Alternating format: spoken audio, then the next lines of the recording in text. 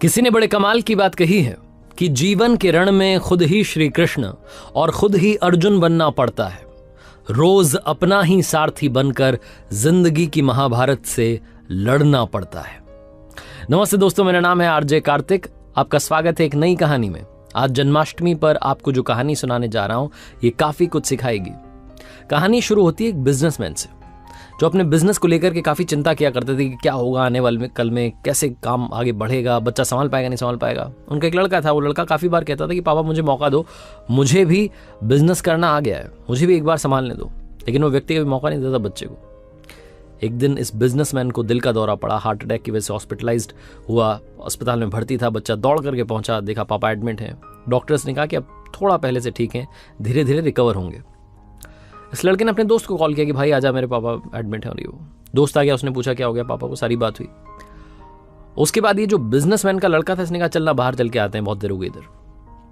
अस्पताल से जब बाहर निकले तो एक आइसक्रीम वाला दिखाई दिया।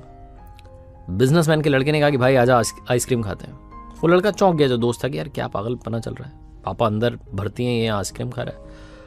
आइसक्रीम खरीदी, उसके बाद खाने लगे। तो वो जो दोस्त था उससे रहा नहीं गया, उसने पूछ लिया इस लड़के से कि भाई समझ नहीं आ रहा है तुम्हारे बिजनेस का क्या होगा, आने वाले कल में तेरे पापा एडमिट हो गए हैं, उनकी तबीयत ठीक नहीं है, दिल का दौरा पड़ा है, हार्ट अटैक हुआ है, तू यहाँ आइसक्रीम खा रहा है, मुझे समझ ही नहीं आ रहा।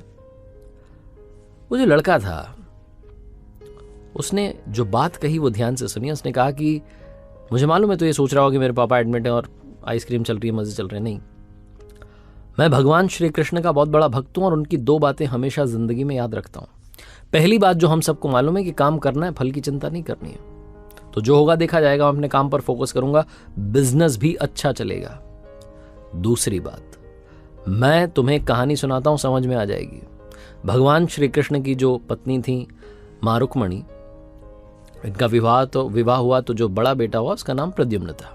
और प्रद्युम्न के जन्म के 10 दिन बाद ही प्रद्युम्न का अपहरण हो गया, छोटे बच्चे का। मां रुक्मणी नाराज रहने लगी, उदास रहने लगी कि क्या हो गया है। भगवान श्री कृष्ण कहते थे कि चिंता मत करो, प्रद्युम्न ठीक होगा, जहां भी होगा, तुम स्वस्थ रहा करो, मस्त रहा करो। लेकिन इसी चिंता में रुक्मणी जी के साल बीतते गए। 18 साल के बाद में प्रद्युम्न की वापसी हुई और जब प्रद्युम्न द्वारका वापस आए तो उनके साथ में उनकी पत्नी मायावती थी। समस्या ये थी कि जो मायावती थी उसकी उम्र 20 साल ज्यादा थी प्रद्युम्न से। मां रुक्मणी पहले तो खुश हुई कि बच्चा आ गया, फिर दुखी हुई कि इतनी बड़ी लड़की से शादी करके आ गया। भगवान श्री कृष्ण के पास गई और जाकर कहने लगी कि क्या हो गया है।